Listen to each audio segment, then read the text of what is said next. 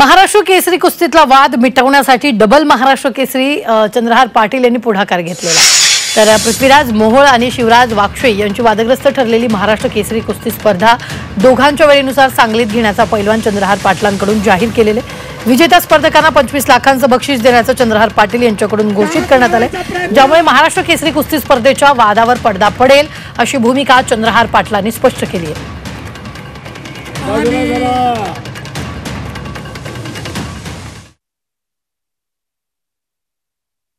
महाराष्ट्र केसरी आहेच, त्याबद्दल कुठलाही बदल किंवा कुठलीही त्यात शंका नाही। पण तरी सुद्धा तो शिवराज वाक्षेवर पुन्हा कुस्ती खेळण्यास तयार आहे।